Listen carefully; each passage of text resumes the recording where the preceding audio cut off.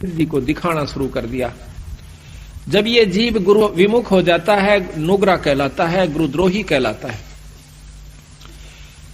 उन्होंने उन सिद्धियों को ऐसे ढंग से प्रयोग करना शुरू कर दिया कि किसी को दुख देना शुरू कर दिया और उल्टे काम शुरू कर दिए, जिससे वे राक्षस कहलाए। फिर वही भक्तजन जो पहले सत्संग में आया करते थे और विमुख हो जाने से, निगुरे हो जाने से, मनमुखी हो जाने से वो फिर राक्षस की पदवी को पाए, जबकि उन्होंने ऋषि की पदवी पाना था।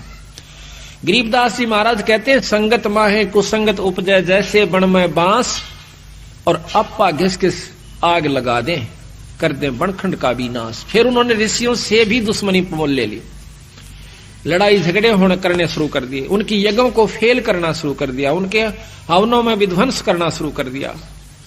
फिर वो राक्षस बन जाते हैं। तो हम बंदी छोड़ के नाम के मंत्र के जाप करते रहने से आप सभी भक्तों में जबान सिद्धि आ जाएगी। कुछ दिनों के बाद आप छोटी मोटी कोई बात कह दिया करोगे, वह पार हो जाया करेगी। आप ये समझोगे कि हमने तो बहुत कुछ पा लिया और फिर आप महंत बन जाओगे, जो कि आपके प्रथम नाश का कारण होगा। महाराज कहते हैं, शब्द महल में सिद्ध 24 अंश बिछोड़े विश्व बीसा। हमारे नाम के मंत्र में 24 सिद्धियां आ जाएंगी, 24 सिद्धियां। और कहते हैं उन सिद्धियों से क्या होगा कि आप लोग ये समझोगे कि अब हमारे बराबर कोई नहीं रहा, मैंने उपलब्धि होगी। वो कुछ भी नहीं हुआ। किसी की भैंस का झाड़ा ला दोगे, वह दूध दे देगी। किसी का हाथ फेर दोगे, छोटा मोटा बुखार ठीक हो जाएगा। पर ऐसा मत करना। यही कारण है हमारा डूब जाने का। कभी ऐसा नहीं करा। उसको सतमार्ग देवे और अपने गुरु के पास लावे, उसको उपदेश दिलवावे, उसको मर्यादा बतावे, आप भी मर्यादा में रहे और फिर उसका भी आत्म कल्याण करवा देवे। ठीक है, छोटा मोटा लाभ दे सकते हैं, जैसे झाड़ा लावणीय भी दे देते हैं, उनको भी लाभ हो जाता है। लेकिन दोनों नरक में जाएंगे। जो झाड़ा लवा गया वो भी और लावस है वो भी। झाड़ा लवाणिये ने थोड़ी सी देर रिलीफ हो गया, एक दुख, छोटा सा दुख हो गया, सुख हुआ, आगे बाकी कुत्ते गधे की जुनी ज्यों की त्यों उसकी तैयार से। इसी प्रकार वो झाड़े लावणिये की अपनी कमाई ने वो खोण लग रहा से और फिर वो कुत्ते की जुनी में चला जाएगा। तो संतों ने यही बताने की कोशिश की है गरीबदास जी ने हमारे को कि प्रथम तो आप भक्ति कर दे को ना, और लग जाते हो तो फिर उसको निभाते को ना। जब तक आप निभाओगे नहीं, यानी मर्यादा में नहीं चलोगे, तब तक आपको उपलब्धि कोई नहीं होगी। इन बातों को सत्संग में याद दिलाया जाता है। सत्संग में आकर के नाम लेवे, नाम लेकर के फिर मर्यादा में रहे। सबसे पहला गुरु मर्यादा बताई संतों ने कि इससे विमुख हुआ जीव फिर कभी उभर कर नहीं आता। तो ये सब ज्ञान सत्संग से होता है। सत्संग संतों की कृपा से आपको उपलब्ध होता है। जब आप सत्संग में आओगे, संतों की शरण में आओगे, तो आपको बहुत कुछ जानकारी दी जाएगी, आत्म कल्याण की भी और मर्यादा में रहने की भी, और वो अमर मंत्र भी आपको समय आने पर दिया जाएगा। 24 सिद्धियों का थोड़ा सा वर्णन आपको बताते हैं जो गरीबदासियों ने किया है। शब्द महल में सिद्ध 24 अंश बिछोड़े विश्व बीसा, एक सिद्धि सुरदेव मिलावे, एक सिद्धि मनवृत्ति बतावे। एक सिद्धि ऐसी होती है जो जिस इष्ट की आराधना करता है वो इष्ट सामने प्रकट हो जाता है। जैसे कुंती का प्रमाण मिलता है कि उन्हें सूर्य देव का एक मंत्र जाप किया। एक ऋषि ने उसको एक मंत्र दे दिया कि इसका जाप कर लोगे तो आपके पास सूर्य देव प्रकट हो जाएंगे और जो उससे इच्छा व्यक्त करोगे आपकी पूरी कर देंगे। कहते हैं कुंती ने उस मंत्र की परीक्षार्थ कि ये सत्य है असत्य, वो मंत्र का जाप किया, सूर्य देव प्रकट हुए। पुत्र की इच्छा व्यक्त की तो कर्ण उत्पन्न हुआ। तो कहते हैं एक सिद्धि सुरदेव मिलावे। उस सुर कहते हैं देवता को, उस देवता को आप जिसकी आराधना कर रहे हो आपको उसे मिला देगा। एक सिद्धि मनवृत्ति बतावे। एक सिद्धि होती है कि आपने जो मन में सोच रखा है, वो जो महात्मा जिसने वह सिद्धि कर रखी है वो बता देगा कि आपका ये कार्य है। आप समझो कि महात्मा के तो चाड़ास है, पर है कुछ नहीं। संतों की दृष्टि में वो तो भांड है। अगर ये बता दिया आपके मन में क्या है तो क्या हो गया, कुछ नहीं हुआ। एक सिद्धि मनवृत्ति बतावे, एक सिद्धि हो पौन स्वरूपी आकाश में पौन की तरह हल्का हो जाता है। एक सिद्धि होवे अनुरूपी, एक सिद्धि निस्वासर जागे, एक सिद्धि सेवक हो आ गए। एक ऐसा महात्मा बताते हैं, देखा हमने, गांव वाले कहते हैं कि वो बड़ी मां का बैठ गया, दिन सोए ना रात सोए। हमने लोग के देखा कि वो हमने सोता नहीं देखा, अब आसन पर बैठा रहा। लोग के देखा कई दिन तक कोशिश करी, 15-20 दिन, तो कहते हैं उसका फिर मंदिर बन गया, पूजा होने लागी, महात्मा के कमाल है। तो कहते हैं एक सिद्धि निस्वासर जागे, एक सिद्धि सेवक हो आ गए। जो भी आप मनोरथ पूर्ण चाहोगे वो सिद्धि आपकी पूर्ण कर देगी। एक सिद्धि ऐसी होती है। एक सिद्धि सुरगापुर ध्यावे, एक सिद्धि सो जब सब गठछावे, एक सिद्धि सब सागर पीवे, एक सिद्धि जो जुग जुग जीवे। एक सिद्धि ऐसी हो जाती है जो सारे सागर को पी जाती है। कहते हैं अगस्त ऋषि ने, एक अगस्त ऋषि था, उसने 2.5 घूंट में सारे समंदर को पी लिया था। सारे समंदर को पी लिया था, फिर प्रार्थना करने पर उसको वापस छोड़ दिया। तो कहते हैं एक सिद्धि सब सागर पीवे, एक सिद्धि जो बहुयुग जीवे। एक सिद्धि ऐसी होती है कई युगों तक जीवित रह सकता है, लेकिन महाराज के कहते हैं कि जब तक सतनाम नहीं मिलेगा तो भी वो कोई लाभ नहीं है। एक सिद्धि जो बहुयुग जीवे, एक सिद्धि जो उड़े आकाशा, एक सिद्धि होती है जो आकाश में उड़ जाते हैं। एक सिद्धि परलोक के बासा, जैसे सुखदेव ऋषि दूसरे लोक में चले जाया करते थे। उड़ जाना कोई और सिद्धि होती है, उस लोक में परमिशन मिल जाना वह कोई और सिद्धि होती है। एक सिद्धि परलोक के बासा, एक सिद्धि कष्ट तन जारा, एक सिद्धि तन हंस नियारा। एक सिद्धि ऐसी होती है जो कि शरीर के कष्ट को दूर कर देता है।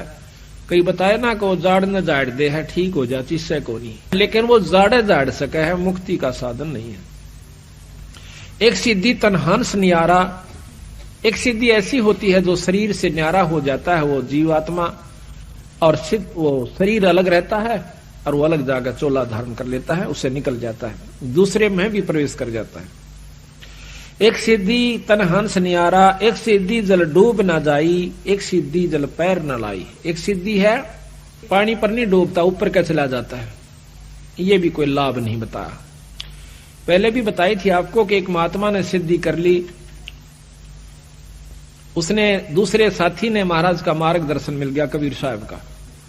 2 गुरु भाई थे, एक ने तो अपने परंपरा से सिद्ध महात्मा का नाम लिया, वो सिद्ध हो गया, सिद्धि भी के हुई, सिर्फ पानी के ऊपर का नो चला जा, जैसे पृथ्वी पर चला करे। दूसरे ने नाम का जाप मिल गया, सतनाम की भक्ति मिल गई सतगुरु महाराज की। तो दोनों इकट्ठे होते हैं 10-12 वर्ष के बाद। तो जो सिद्ध से उसने नाम ले रखा था साधक से, वो अपने दूसरे साथी से मिला है कि आपने क्या प्राप्ति करी। जो संतों का सेवक था, जिन्होंने नाम का जाप मिला था, वो कहने लगा भाई हमने तो बहुत कुछ प्राप्त किया। क्या किया कि नाम का सुमरण मिल गया, अपना जाप करते हैं। कहने लगा यो भी कोई बात हुई कि और आपने क्या किया कि दिखाऊं कि दिखा। नहर के ऊपर दरिया को पार कर जाता है, जैसे थल पर चाल रहा हो, वापस आ जाता है। वो जो संतों का सेवक था, जिसको नाम मिला हुआ था, सतनाम मिला हुआ था, वो मजा हंसा उसकी बात न देख। कहने लगा देखा मेरी कमाई। वो कहने लगा जो संतों का सेवक था ने बोला भाई या तो 4 अन्य की कमाई सीखी तने 12 वर्ष में। 4 अन्य की? हाँ कहा कि 2 अन्य में ये किस्ती वाला परे ले जाता और 2 अन्य में वापस ले आता। सारे 12 साल में तने यह कमाई करी 4 अन्य की। अरे भले पुरुष भक्ति मुक्ति होगी भगवान के नाम तक और पूरे गुरु तो प्राप्त कर ले भाई। फिर उसने पूरी डिटेल समझाई उसको कि भाई ये तो बालका के खेल से, ये तो जादूगरी सबीरा, कुत्ते बनते नहीं बच सकते। महाराज कहते हैं सिद्ध नहीं, वो तो गधे हैं। जो इस तरह के साधक बने बैठे हैं वो सिद्ध नहीं है, वो तो गधे के रूप में है। आज कमाई कर ली 10-12 साल में, अगले साल में अब उसको दिखा दिखा कर खो चलेगा, फिर ज्यों का त्यों जाकर के नरक में पहुंच जाएगा, फिर गधा बन जाएगा। तो यहां कहते हैं एक सिद्धि जल डूब ना जाई, एक सिद्धि जल पैर न लाई, एक सिद्धि बहुचोले धारा। एक ऐसी सिद्धि होती है कई रूप बना लेते हैं, और ऐसा महात्मा मिल जावे, ओहो कहना है क्या, फिर हम तो चक्कर काट जा, मैंने वहां भी देखा था, अरे वहां भी देखा था। ये भी मुक्ति का रास्ता संतों ने नहीं बताया, केवल इस बात से।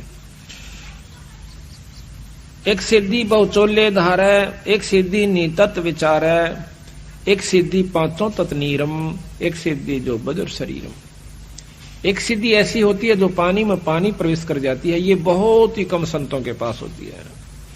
अरबों में एक आध के पास पाओगी या सिद्धि जो कि पांचों तत्नीरम हो जावे, पानी बन जाए। एक सिद्धि जो बजर शरीरम, एक सिद्धि ऐसी होती है जो पत्थर का शरीर बना लेते हैं।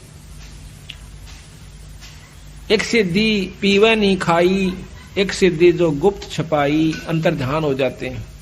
एक सिद्धि कुछ खाता पीता नहीं, सारा दिन मस्त रहता है।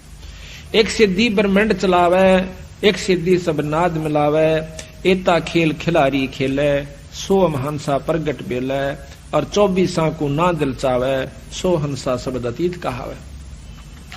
इन सिद्धियों को जो नहीं चाहता वो पूर्ण भक्ति का अधिकारी हो गया, और इन्हीं के अंदर उलझ जाता है, वो जीव का जीव रह जाता है। परासिद्धि पूर्ण पटराणी, सतलोक की कहूं निशानी, सतलोक सुख सागर पाया, सतगुरु भेद कबीर लिखाया, परम हंस पेखो परवाना, जन कहता दास गरीब दीवाना। और सतगुरु महाराज कहते हैं कि इतनी उपलब्धियां हमारे एक नाम के मात्र से आ जाएंगी, जबकि एक सिद्धि को प्राप्त करने के लिए एक साधक सैकड़ों वर्ष 50-50 वर्ष साधना करता रहता है। प्रार्थना यह है कि इस नाम के मात्र से आपको बहुत कुछ उपलब्धि होनी शुरू हो जाएंगी। जो बच्चे छोटी छोटी उम्र में आज लग गए सतगुरु के सच्चे नाम से, इनको बहुत लाभ होगा। पर कभी भी अपनी इस सिद्धि का दुरुपयोग नहीं करे और ना ही इसको बर्बाद करे। ये आपकी कमाई है। मूर्ख आदमी होगा जो रुपये बगानता फिरेगा, अपने ठागे तिजोरी में धर दे, बख्तान पर काम आवे। इसी प्रकार यह कमाई है अपने नाम की, भजन की, इसको खोए नहीं, ये सतगुरु का कहना है। अब देखो, इन बातों का ज्ञान सत्संग से होता है। सत्संग में संत जनाते हैं। संत की परिभाषा को समझ लेना ही सबसे उत्तम हमारा प्रथम कर्तव्य है, और तभी हम लाभ उठा पाएंगे। हमारे मन में धारणा ये बनी हुई है कि साधु की परिभाषा जैसे कल भी बताई थी, पर थोड़ी थोड़ी एक आध बार फिर बतानी पड़ेगी, क्यों रोजाना नए हंस आते हैं। साधु की परिभाषा ये नहीं है कि लाल कपड़े ही हो जाना और कंठी माला पैर लेना, जटा और लटा रखा लेना, तन पर लंगोटी हो या वस्त्र भिन्न हो या कोई विशेष मुद्रा हो और चिमटा ले रखा हो या धुनिया पर बैठे हो। ये ही केवल संत की परिभाषा नहीं होती, संत का लक्षण नहीं होते। गरीबदास महाराज जी कल बताया था आपको कि जाट थे छुड़ानी के, और हमारे कबीर साहब भी गृहस्थी थे नहीं, और लेकिन उन्होंने गृहस्थ अपना आश्रम निभाकर दिखाया। 2 बच्चों को, मुर्दों को जिंदा किया था, एक लड़की को एक लड़के को, जीवन चरित्र महाराज, एक लड़की को एक लड़के को। एक का नाम कमाल रखा, एक की कमाली रखा, लड़की का नाम कमाली। फिर दोनों का पालन पोषण किया, उनको नाम जाप सिखाया और भक्ति और मुक्ति के अधिकारी बनाए। और ताणी बनकर सतगुरु महाराज अपना काम चलाया करते थे। उस रेजा को बेचकर कबीर साहब परमात्मा अपने घर का गुजारा चलाया करता था, और बाकी जो बच जाता था उसको वहीं पर भंडार गरीबों में बांट दिया करते, संतों में बांट दिया करते थे। उनकी वेशभूषा कोई भिन्न नहीं थी, जैसे आप सामने देख रहे हो, धोती और कुर्ते में टोपी जो कि यूपी की वेशभूषा थी उसमें रहा करते थे। गरीबदास महाराज भी छुड़ानी के अंदर जमींदार थे। साधारण अपना जो वेशभूषा होती है धोती और कुर्ते की, उसमें रहा करते थे। हमारे दादा गुरुजी ये भी छावड़े के जाट थे और गोपालपुर में इसको लेना था। गोपालपुर में इनका आश्रम बना हुआ है। इन्होंने कभी लाल वस्त्र नहीं धारण किए। इससे पहले भी हमारे गरीबदास भेख में कोई लाल कपड़े नहीं पहना करता था।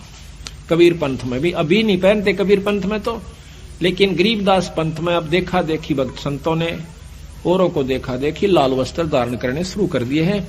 लेकिन इनकी आवश्यकता भी नहीं है और पहन भी लिए तो कोई बुरी चीज नहीं है अगर नाम सत्य है तो। सतनाम ठीक है और गुरु ठीक है, शब्द शक्ति उपलब्ध हो जाएगी। वस्त्र किसी भी हो, वस्त्र से परमात्मा पाने की कोई भी ये वो नहीं है कि ये इसी के कारण हमें ये पहचान नहीं है परमात्मा इसे पाई हुई है जिसने लाल वस्त्र पहन लिए। परमात्मा के पाने में सहयोग भी कुछ नहीं है लाल वस्त्रों का, किसी भी वस्त्रों का। ये तो सिर्फ शरीर प्रोटेक्शन के लिए, शरीर की रक्षा के लिए होते हैं, गर्मी और सर्दी से बचाने के लिए, और सुविधा हिसाब से बैठन उठन में सुविधा हो इसे वस्त्र पहन लीजिए। तो इसी प्रकार हमारे बंदी छोड़ भगवान ने हमें बताया है कि संत की परिभाषा क्या होती है। संत की परिभाषा है कि वो भगवान की भक्ति करे, सतनाम का जाप करे। गुरु नानक देव आपने देखे होंगे, उनके भी साधारण वेशभूषा जो कि पंजाब के उस समय के वहां के लोग पहना करते थे उसी में रहा करते थे। और किसी भी संत का आप उठाकर देख लीजिए, बाद में जो जिन्होंने अपनी मर्जी से वस्त्र पहनने शुरू कर दिए, शुरू में बताते हैं कि ये ऐसा प्रचलन चला कि सिद्ध पुरुषों ने जो साधना किया करते थे वो मौन बैठा करते थे और किसी ने बोलना नहीं होया करता था और बीच में छेड़ देते थे। कई भक्तजन उनसे बात करना चाहते थे तो उनको श्राप दे दिया करते थे। अब श्राप देने से भक्तों ने अर्ज करी, हाथ जोड़ने शुरू करे, महाराज ऐसे मत करया करो, हम दुखी हो जाते हैं। कहते थे कि हमें क्यों छेड़ते हैं जब हम साधना कर रहे हैं। तो किसी ने कहा कि आप कोई ऐसे वस्त्र धारण करा करो महाराज कि ताकि नो पता चल जाए कि आप साधक हो, ताकि आपको ना छेड़े। तो इन्होंने लाल वस्त्र अपने पहनने शुरू कर दिए। पहचान होगी कि ये साधक है, साधना कर रहा है। उसको कोई नहीं छोड़ता था, ना बोलते थे। अब उसकी दूसरा इसमें फला ये भी है कि उस समय ये गेरवे कपड़े जो है मैले कम होते हैं, सफेद कपड़े ज्यादा मैले होते हैं, वो बार बार धोने पड़ते हैं।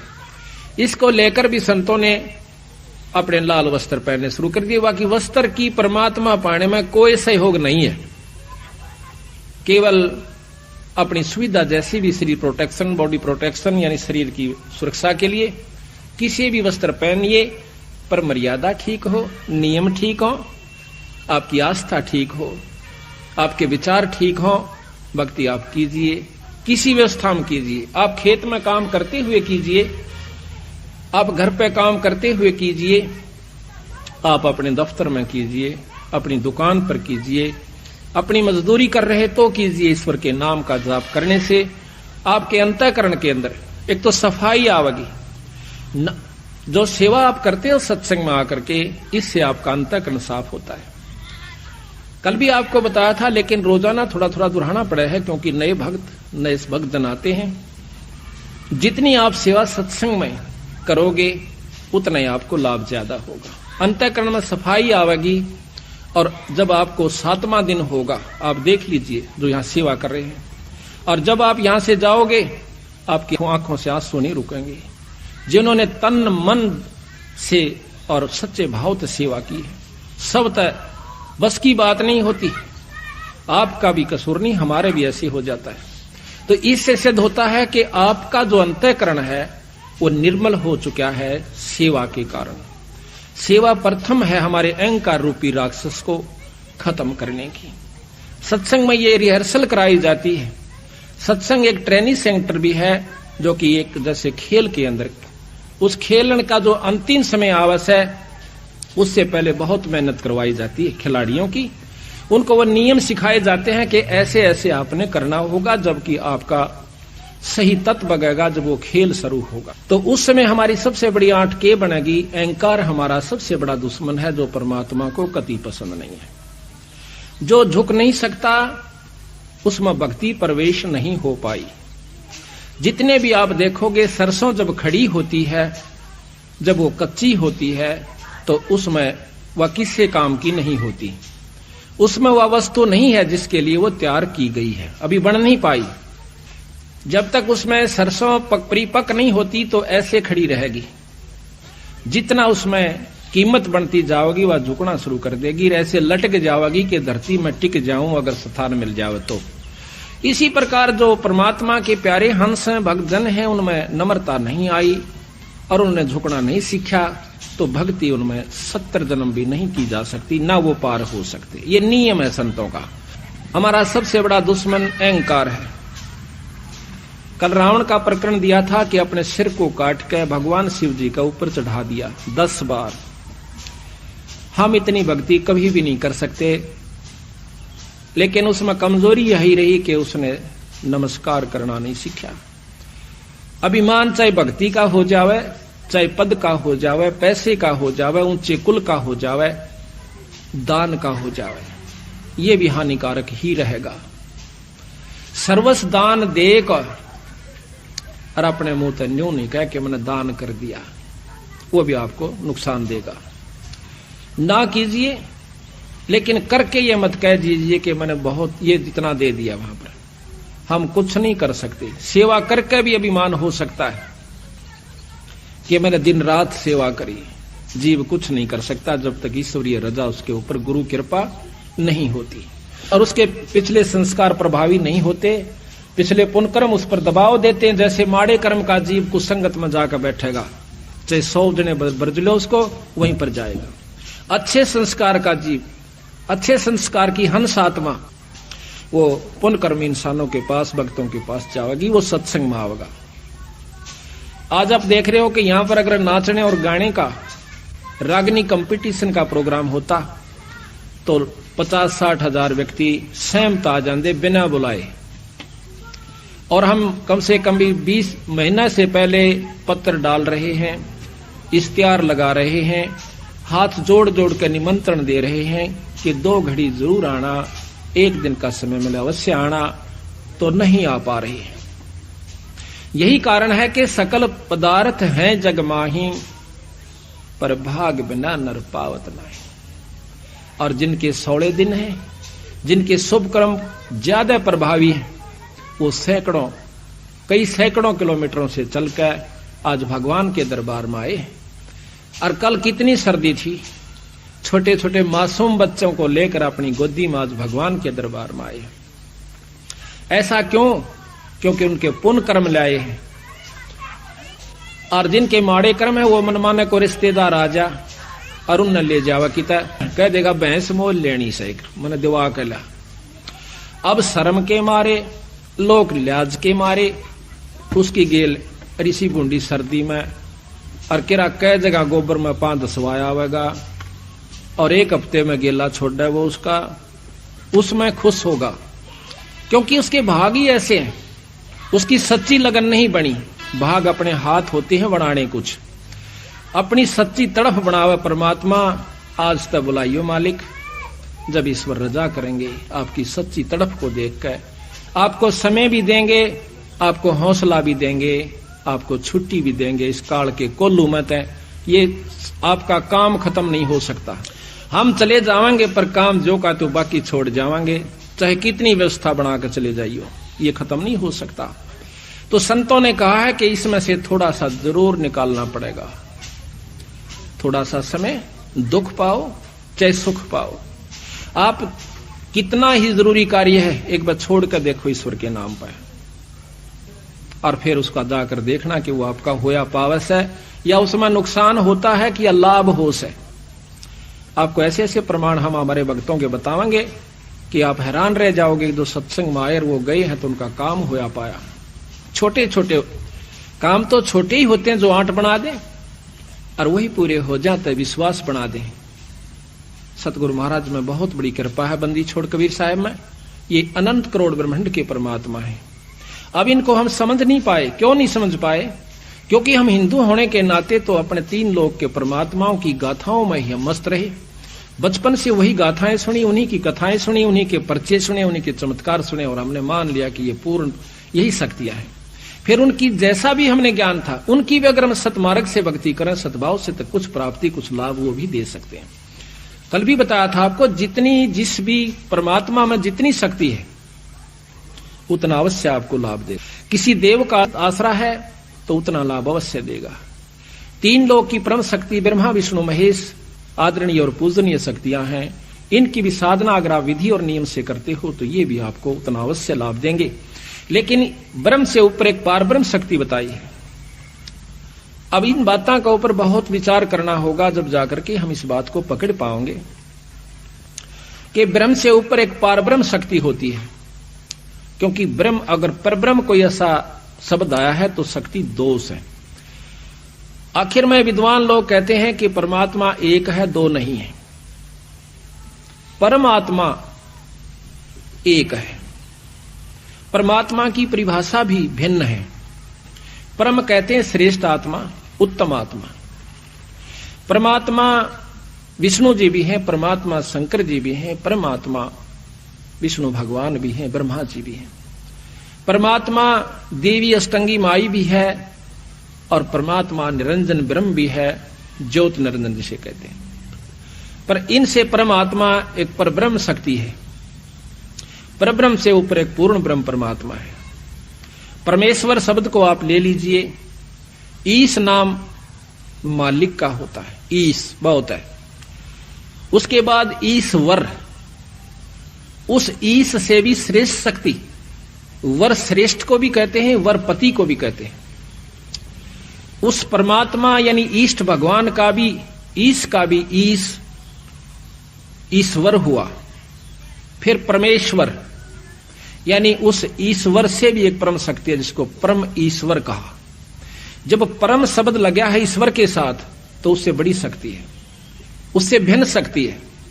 अब दादा और परदादा, दादा से ऊपर उसका पिता जो है परदादा कहलाता है। तो जब पूर्ण ब्रह्म आया है तो ब्रह्म इनकम्प्लीट ब्रह्म भी है, अधूरा ब्रह्म भी है कोई। ये जीव भी ब्रह्म है पर यह पूर्ण ब्रह्म नहीं है। ब्रह्मा विष्णु महेश भी ब्रह्म है परंतु पूर्ण ब्रह्म नहीं है। ज्योत निरंजन भी ब्रह्म है पर यह पूर्ण ब्रह्म नहीं, पर हमसे उत्तिष्ठ है, जीव से उत्तम शक्ति के ब्रह्म है। इनसे ऊपर कबीर साहब ने, गरीबदास जी ने बताया कि एक पूर्ण ब्रह्म शक्ति, परब्रह्म से ऊपर एक पूर्ण ब्रह्म शक्ति और है। तो उस पूर्ण ब्रह्म शक्ति को लेकर के हम चलते हैं। उस पूर्ण ब्रह्म भगवान का, सतपुरुष का, जो कि सतलोक में रहता है, उसका हम जाप करते हैं। उसके पाने की विधि भिन्न है। दूसरे साधन जो हम देखते हैं, कोई तप करता है, कोई जप करता है, भिन्न नामों का। सब कहते हैं परमात्मा एक है, परमात्मा का नाम भी एक ही है। बाकी उसके जो विशेषण शब्द और चीज होती है, पर असली नाम जो उसका वो कोई और है। जैसे हम राम राम कहें, राम नाम जपण का नहीं बताया संतों ने। कोई कहता है भाई राम नाम ले ले, भगवान का नाम लिया, ले ले भाई, दुखी बहुत से। अब जैसे कोई कहे दवाई ले ले, आप बीमार हो, तो वो दवाई ले ले भाई, दवाई ले ले भाई, दवाई दवाई भाई। हम राम राम कहें, राम राम भाई, राम राम भाई, कि राम ही राम है, बाकी कुछ नहीं है। भाव ये होता राम कहने का। इलाज जैसे दवाई से होगा भाई, दवाई ले ले भाई। जब हम डॉक्टर के पास जाते हैं, वह दवाई कहेगा, दवाई दे दो जी, काहे की दवाई दो। इसी प्रकार जब आप संत के पास जाओगे, वो कहेगा कि राम नाम दे दो, मने नाम ले भाई। उस राम का नाम अलग है, दवाई का नंबर अलग है, दवाई का केमिकल अलग है।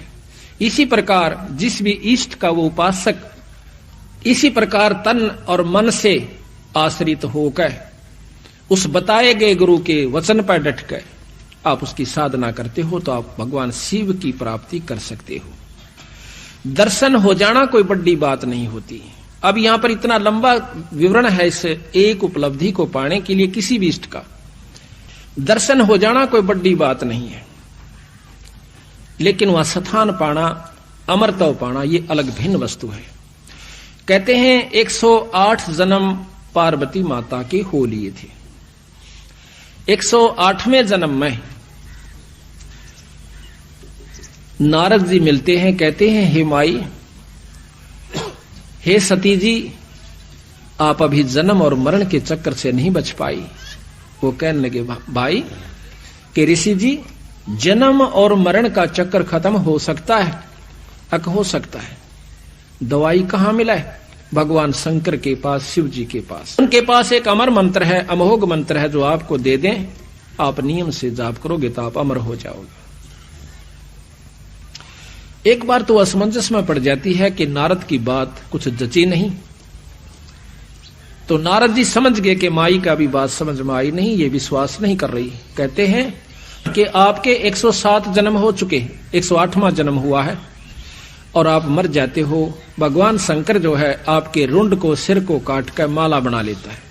अब उसने सोचा कि वो जो रुंड माला है वो मेरी है, कहां आपकी है?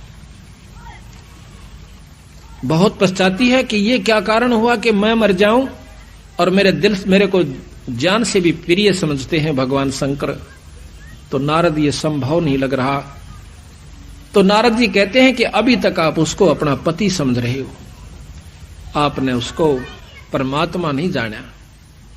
आप उसको परमात्मा जान के भक्ति करोगे, आपका भाव भी भिन्न होगा, आपके अंदर कसक भी न्यारी होगी। अब इस बात को सुनकर पार्वती के सारे शरीर में सरनाट उठा। जाकर के जब प्रतिदिन महल में आया करते थे शिव भगवान, तो उसका कुछ और विचार भाव होया करता था, जैसे पत्नी का होया करे। लेकिन उस दिन वो देखा है कि आज तो इसकी आत्मा भिन्न है, चरणों में चिपट जाती है, रोती है पड़कर चरणों में, कहती भगवान मुझ पापनी पर ऐसा कौन सा दुष्कर्म हुआ, मेरे में ऐसी कौन सी कसूर रहा मेरे अंदर परमात्मा कि आपने मेरे को अपनी आंखों का आगे मरते हुए देखते रहे और आपके पास अनमोल मंत्र है। तो कहने लगे वह शंकर भगवान कि पार्वती, ये तेरे विचार तक हो ना, ये बताइए आपको बताया किसने कि आज मुझे नारद जी मिले थे। ओहो, आंखों से पानी नहीं रुक रहा पार्वती का और कहते मालिक मैं पापनी हूं, मैं नीच आत्मा हूं, अवश्य मेरे से कोई ऐसा गलत व्यवहार आपसे हुआ होगा जिसके कारण आपने मुझे ये मंत्र देने के काबिल नहीं समझा होगा। फिर कहते हैं भगवान शंकर उनके सिर पर हाथ रख के कि पार्वती, ये इतनी अनमोल वस्तु है, ये आम व्यक्ति को नहीं बताई जा सकती जब तक ये अधिकारी नहीं हो जाता। गरीबदास जी महाराज कहते हैं कि जब तक सीप का मुंह बंद होता है, चाहे सारा सामन बरस जावे, उसमें मोती नहीं बन सकती। जब उसका मुंह खुल जाएगा, एक बूंद बहुत होती है। अगर आप में या कसक नहीं उत्पन्न होती, चाहे मैं रोज कथा सुना देता, रोज आपको ये मंत्र सुनाता, आपका कोई असर नहीं होना था।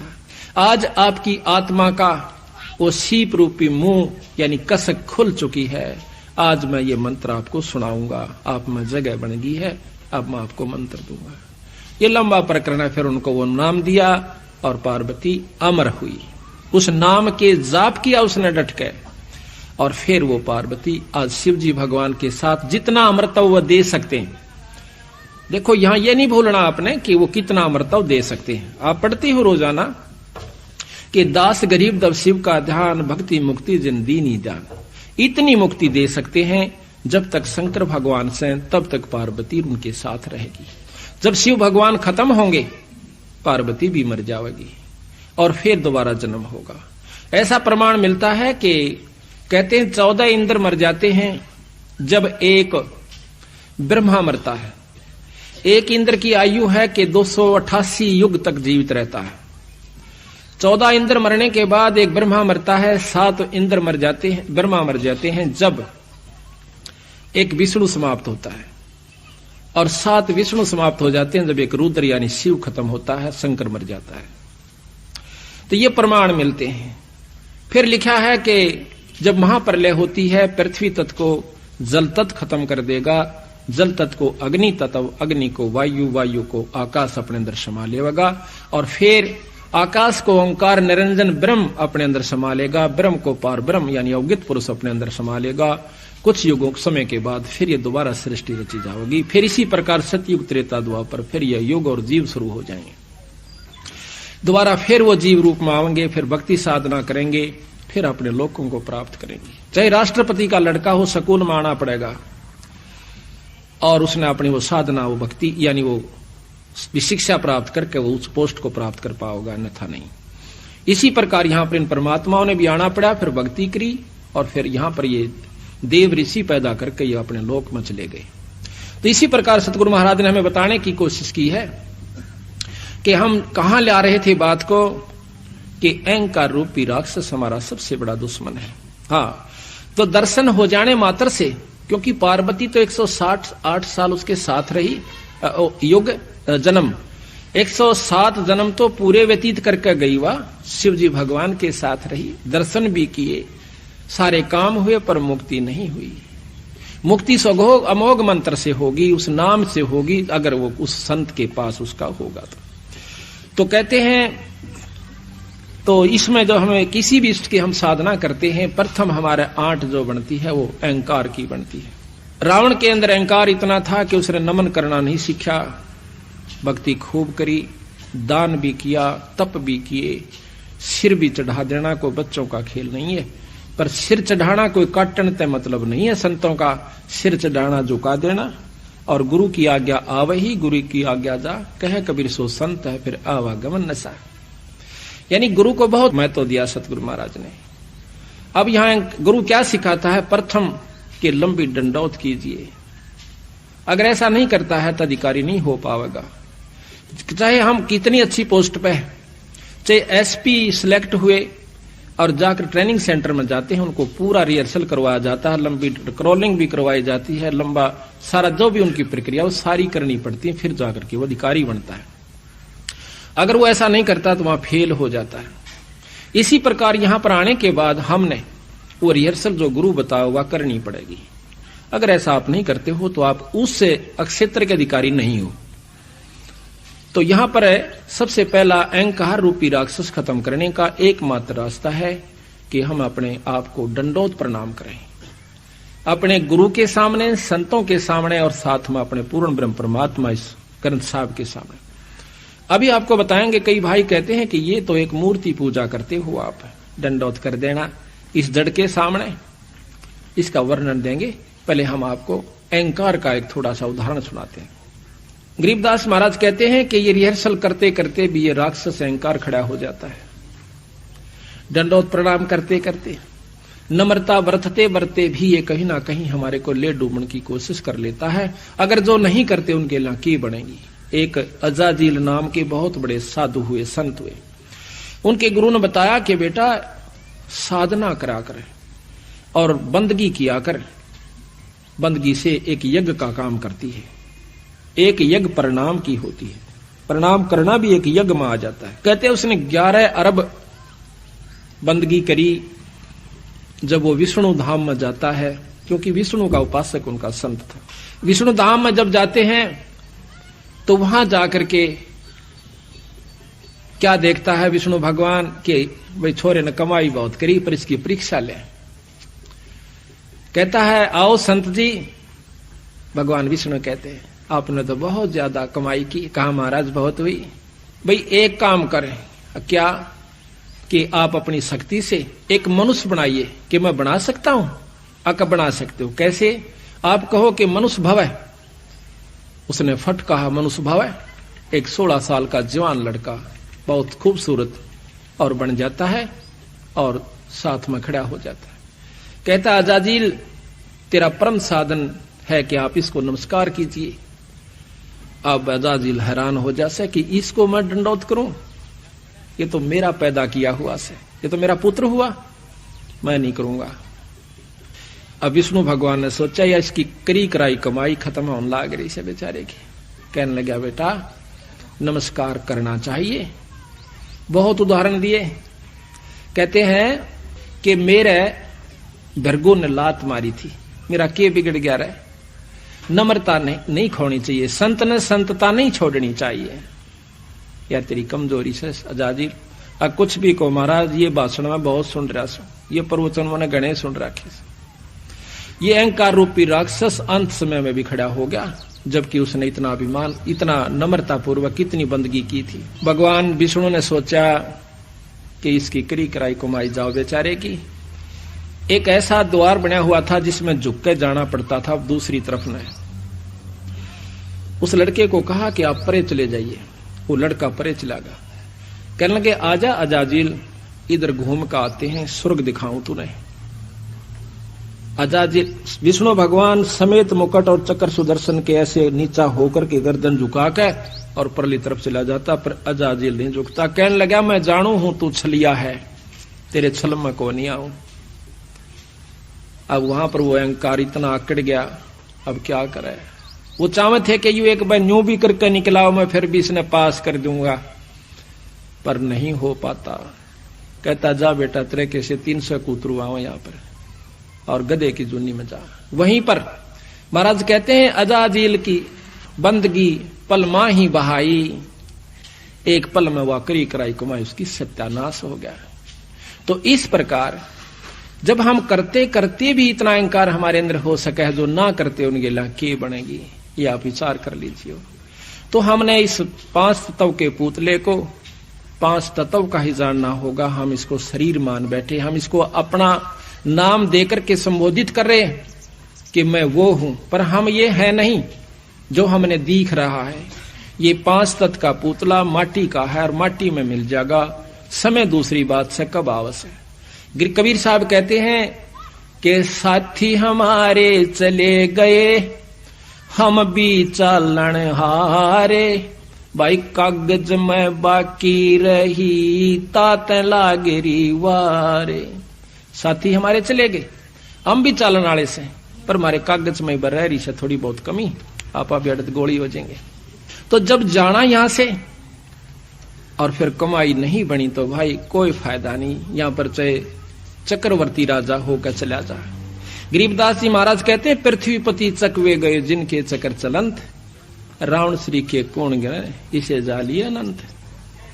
जिन्होंने सतमार्ग नहीं पाया, जिनको पूरा गुरु नहीं मिला और सच्चा मार्गदर्शन नहीं हुआ और डट कर भक्ति नहीं बनी, तो कुछ काम नहीं आओगा। यहां पर चाहे सारी पृथ्वी पर राजा होकर चला जा। गरीबदास जी महाराज कहते हैं कि अगम निगम को खोज ले तू बुद्धि विवेक विचार, उदय अस्त का राज मिले तो बिन नाम बेगार।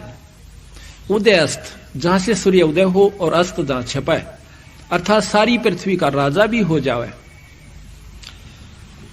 अगर भक्ति नहीं बनी तो ये राज भी बेगार होती है। बेगार को बहुत अच्छी तरह समझते हो, जिसमें अन्ना एक मिला नहीं डोल घनी हो, उसको बेगार कहते हैं। तो इसी प्रकार संत आकर के हमें बार बार समझाने की कोशिश करते हैं। जैसा आपको सबसे पहले बताया था कि ये संतों की कृपा से हमें ज्ञान होता है और गुरु का इसमें सबसे बड़ा महत्व सतगुरु महाराज ने दिया। प्रथम तो हम भक्ति मार्ग पर लगते नहीं, और लगते हैं तब मनमुखी हो जाते हैं। मनमुखी होने तब बात नहीं बनती। अभी आपको बताया था कि जो साधक थे वो मनमुखी हो गए, वो राक्षस बन गए।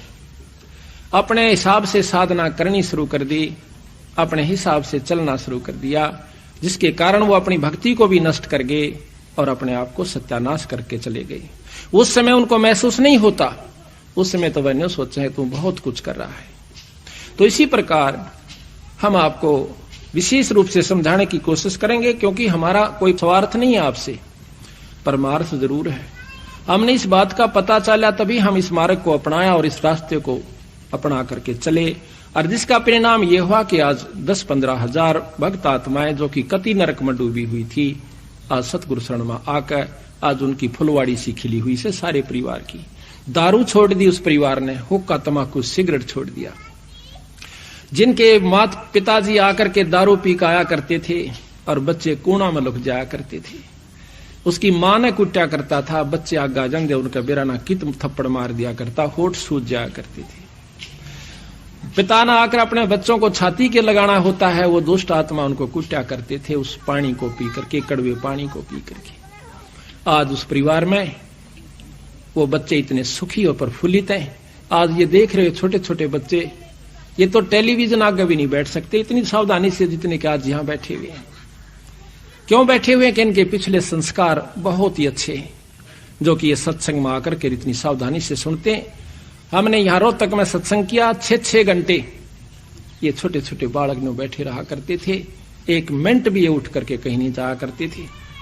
इनसे पता चला कि पिछले ऋषि हैं, ये पिछले संत हैं, जो कि ना कि यहां गाना है, ना कोई बजाना है, ना कोई टेलीविजन या कोई रिक्रिएशन का ऐसा साधन है जिससे कि आकर्षित होकर बैठा रहे। पर इनकी आत्मा में वो कसक है, पिछला जो जन्म का संस्कार है वो प्रभावी है, जिसके कारण ये आज यहां पर बैठ करके और बड़े आदर से सुनते रहते हैं, बड़े ध्यान से सुनते रहते हैं। महाराज भी कहते हैं कि कबीर कमाई अपनी कभू ना निष्फल जा, 7 समुद्राड्य मिलेगा हुआ। ये पिछले जन्मों से भक्तात्मा भजन करती हुई आ रही है।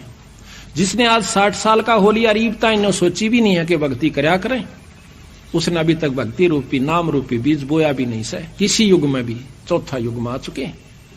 और जिन्हों के बचपन में नाम मिला है इन भक्तात्माओं के, इन बच्चों को, तो इनके पिछले युगा युग के संस्कार, युगा युगा की भक्ति भी जिन्होंने बो रखा है और इनका ये सफल करके चले जाओगे। अब हमने ये सोच रखा है कि नाम का जाप भक्ति केवल वो लोग करते हैं जो घर छोड़ कर चले जाएं या कति अखंड ब्रह्मचारी रहे। दरो ने 5.5 साल के नाम लेकर के 5 साल के 5.5 साल में ईश्वर प्राप्ति की थी।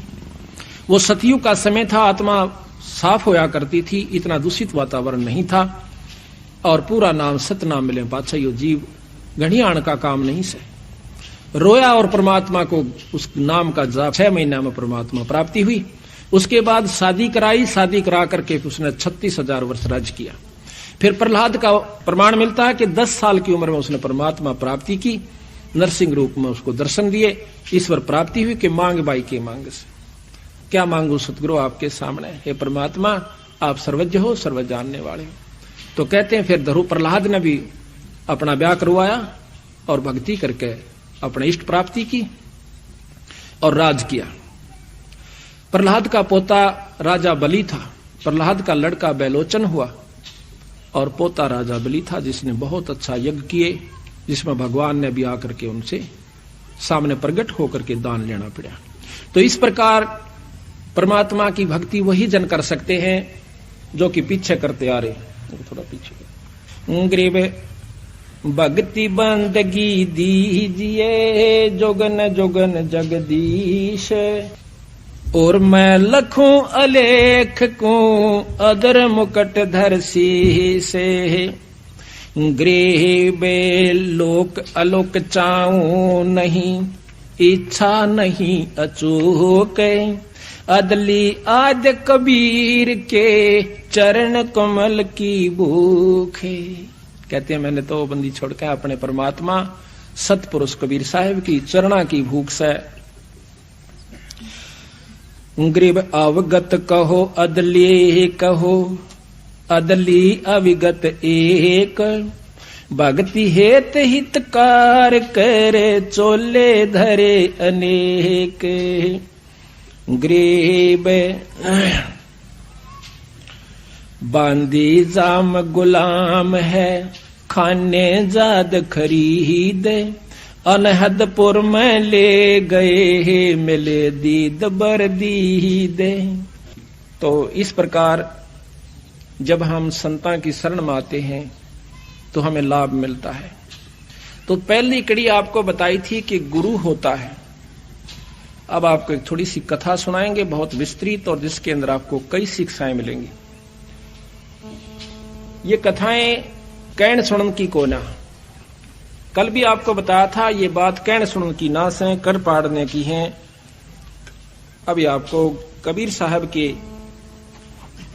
कबीर सागर, जो कि बहुत बड़ा ग्रंथ है, उसमें आपको सुनाएंगे और दिखाएंगे। वीर सिंह बघेला नाम का एक काशी का नवाब था। उसने अपने घर पर सत्संग करवा रखा था। तो सत्संग में भगत जन संत जन आए हुए थे। तो उन संतों ने आकर अपनी साधना यानी भक्ति भजन शुरू किया। बंदी छोड़ कबीर साहब भी वहां पर जा बैठे। उन्हीं सत्संगी यानी भक्त जनों के अंदर तो आप अपना जिसने जितना ज्ञान था प्रवचन कर रहे थे। कबीर साहब का असली उद्देश्य यही था कि भी हम सतमार्ग दर्शन करें। जब तक इस जीव को सतमार्ग दर्शन नहीं होगा, यू भक्ति भी कर जाएगा, लेकिन वो वस्तु प्राप्त नहीं कर सकता जिसके लिए मनुष्य शरीर प्राप्त हुआ है। पहले तो आपको मौखिक सुनाता हूं, फिर इसमें मोटे मोटे आपको उदाहरण सुनाऊंगा। तो वहां पर नामदेव जी और भी कई संत आए हुए थे। तो कबीर साहब उनके बीच में जाकर बैठ जाता है। कोई आप अपनी साधना विशेष बता रहे थे, कोई राम का जाप, कोई कृष्ण का जाप, कोई निर्गुण परमात्मा की भक्ति जैसे भी उन्हें ज्ञान था वो बता रहे थे। कबीर साहब को कहने लगे कि आप भी सुनाओ भगत जी। बंदी छोड़ते एक साधारण से भेष में, जैसा भी यूपी का वेशभूषा थी उसमें बैठे थे। तो वो कहने लगा, भाई की सुनाऊं, आप तो महान विद्वान सो, मैं क्या सुना सकता हूं आपको। अगर नहीं कुछ तो जरूर सुनाओ, आप आए हो, आप विद्वान लगते हो। अगर नहीं विद्वान नहीं, मैं तो अनपढ़ हूं। कोई बात नहीं, अनपढ़ भी तो परमात्मा के साधक होते हैं। तो सतगुरु महाराज फिर सुनाना शुरू करते हैं।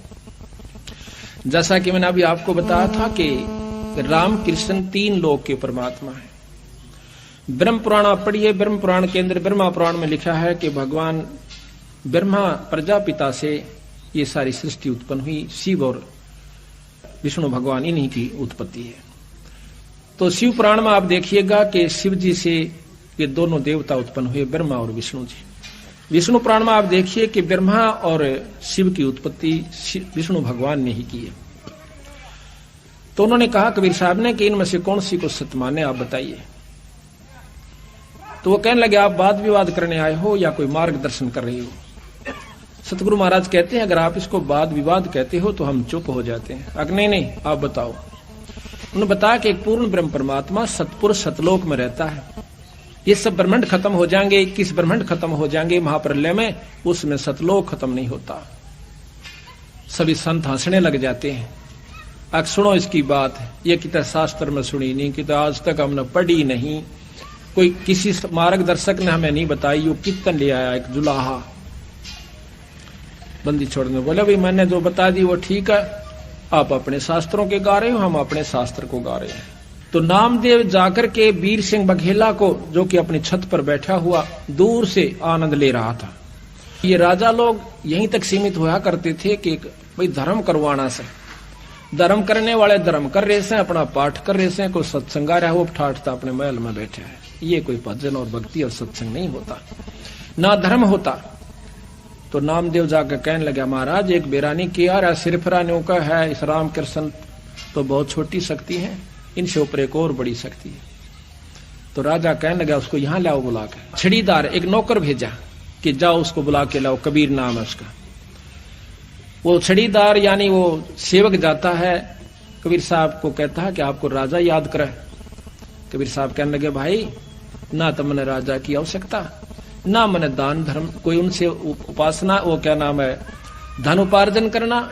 हम तो भाई 2 रोटी दाल रोटी खाने वाले से कि तो मिल जा ठीक से, अगर गरज है तो राजा यहां आ जाओ। अभी यहां पर यह नहीं समझना कि कबीर साहब ने अभिमान किया, अभिमान तोड़ने के लिए किया। राजा को जाकर छड़ीदार ने और 2 बात फालतू लगाई कि महाराज वो तो आपकी बात भी नहीं सुनता, कहता यहां आ जाए अगर उसको गरज है तो। राजा कहने लगा, नामदेव भी चढ़ गया, देखा जी। राजा कहता है कि नामदेव वो संत है, कोई भांड होंदा ना भिखारी, राजा बुलावे और संत ना आवे। ने सोचे मेरा ना जोड़ी भर देगा, तेरी बात जाता, लेकिन उसने देखा भी नहीं हमारी तरफ। मैं चलूंगा भाई। तो अपने घोड़े हाथी सजवा के और आता है सज दज के। कहते हैं कबीर साहब के धर्मदास, जब राजा नजदीक आया तो मैंने एक सिद्धि दिखाई, जमीन से 1.25 हाथ ऊपर अपना आसन कर लिया। 1.25 हाथ ऊपर मैं जैसे जमीन पर नहीं हूं, 1.25 हाथ ऊपर बैठा हूं। राजा इस क्रिया को देख कर एकदम अचंभित हो जाता है, आकर के लंबी दंडौत प्रणाम करता है। फिर उनसे ज्ञान पूछता है, ज्ञान पूछ करके फिर हम उसको बताया, वो बहुत प्रभावी होता है। कहता है मुझे नाम दे दीजिए। कहने लगा भाई चलो कोई बात नहीं। घर चले जाते हैं, उनको उपदेश दे दिया, सारे परिवार ने नाम लिया। नाम लेकर के जब उसने 2-4 साल हो गए अपनी भक्ति करते हुए, एक दिन फिर बंदी छोड़ जाते हैं। बहुत कुछ बातें चली तो कहने लगा महाराज मेरी भक्ति अब बहुत होगी अगना बेटा, अभी तो शुरू भी नहीं हुई है। ये हैरान रह गया वीर सिंह कि महाराज 4 साल हो गया, आपने मेरे को नाम भी दे रखा, सार नाम भी दे रखा। बेटा नाम और सार नाम कोई और चीज है, आपको सार शब्द और बताना है। वो कहने लगा महाराज वो सार शब्द कैसा होता है कि न्यू बड़का खेल को नहीं कि यू ऐसे बताने का हो से। कहते अति अधीन दीन हो प्राणी जाको कहिए या अकथ कहानी। एक सार नाम, पहले सतनाम होता है, फिर सार नाम होता है, फिर सार शब्द होता है।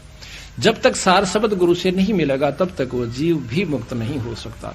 इतनी लंबी प्रक्रिया इस काल से छुटवाने की सतगुरु महाराज ने बताई और हम इसको बच्चों का खेल समझ रहे। तो महाराज मैंने सार शब्द दे दो, इसीलिए आया हूं। एक काम कीजिए कि क्या महाराज आपके गांव में, आपके नगर में एक ब्राह्मणी रहती है विधवा, और उसके पास एक धोती है, उसको ले आइए। और क्योंकि मुझे धोती एक साफ कपड़े की आवश्यकता पड़ेगी जब मैं आपको नाम दूं, और धोती भी वो लाना जो उसने अपने आंगन में एक कपास की बाड़ी के पौधे, वो एक कपास के उस बाड़ी के अंदर, और उस कपास के पौधों को गंगा जल से अपने सिर पर मटके ला के सींचा, और सींच के उनको तैयार किया। तैयार करके अपने हाथ से काट के, यानी उसको लोडा, फिर काट करके वह धोती तैयार कर रखी है, वो लाना। अकाछा मारो ने सोची को एक आध गांव ले लेगी, गणा करेगी तो पर ले आऊंगा महाराज, पर नाम सार शब्द में लगा जब तुझे ये ले आओगा। अब वो वीर सिंह बघेला अपने सर्वेंट नौकर को लेकर के 5-7 सिपाहियों को जाता है, जाके बता दिया कि महाराज आ रहे हैं। उसने आसन दे दिया, बिछा दिया, दूध का लोटा भर के लाई, महाराज दूध पी लो। कहने लगा बहन दूध मैं जब पीऊंगा जब आप मेरी एक प्रार्थना स्वीकार कर लोगे। हुक्म करो परवरदिगार, आप तो मालिक हो प्रजा के, आपने प्रार्थना हुक्म करो कि मैं एक सार शब्द प्राप्त करना है अपने गुरु से, और वो मुझे जब मिलेगा जब मैं आपसे धोती ले जाऊंगा। कौन सी धोती महाराज? सैकड़ों धोतियां हैं, जो चाहो सो ले। कि वो धोती जो आपने ऐसे ऐसे तैयार करी है। वो कहने लगी महाराज यह धोती मैं नहीं दे सकती आपको। क्यों? क्योंकि ये मैंने अपने इष्ट जगन्नाथ के लिए तैयार कर रखी है, और इसमें मेरा एक एक प्रेम मेरे इष्ट के नाम पर प्रो रखा मैंने, मैं नहीं दे सकती। मेरा सिर काट दे, परिवार ने खत्म कर दे, देश निकाला दे राजन, या कौन दो, ये मेरे भगवान की खातिर से। अब ज्ञान हो चुका था, उपदेशी था। उपदेशी ना होता तो 2 मारता दड़ाकर काट ले जाता उसमें, पर नहीं बोला। यही होता है ज्ञानी और अज्ञानी के अंदर अंतर हो जाता है जब सत्संगी हो जाता है। महाराज कहते हैं कि राजा योगी एक सुनो रे झुमकरा। जिसके घर में, जिसके अंतःकरण में तत्व भेद हो जाता है, उसमें राजा में और योगी में कोई अंतर नहीं रहता। तो उस समय मायूस हो कहने बोला बहन मेरे खोटे कर्म से बहुत दुष्ट आत्मा सु मैं। प्रथम तो राम नाम की सोचो नहीं था, और ये सोची है तो मैंने अब फिर मेरा जीवन अधूरा रह गया। आंखों में आंसू भरे आया और उठकर चल पड़ता है। आके बंदी छोड़ से कहता है सतगुरु महानीच आत्मा सु मैं। अब क्या बात हुई भाई? कि महाराज ऐसे ऐसे उसने कहा कि ये धोती मैं अपने इष्ट के लिए तैयार कर रखी है, मैं आपको नहीं दे सकती, चाहे सिर काट दो। बंदी छोड़ महापापी जीव सु हो सकता है किसी जन्म में फिर सूट बैठेगा। ऐसे कर बैठ जाता मायूस होकर सतगुरु के चरणों में। बंदी छोड़ कहते हैं कि ये शर्त मैं अपनी वापस लेता हूं भाई, पर थोड़ी सी एक मदद और कर दे। क्या?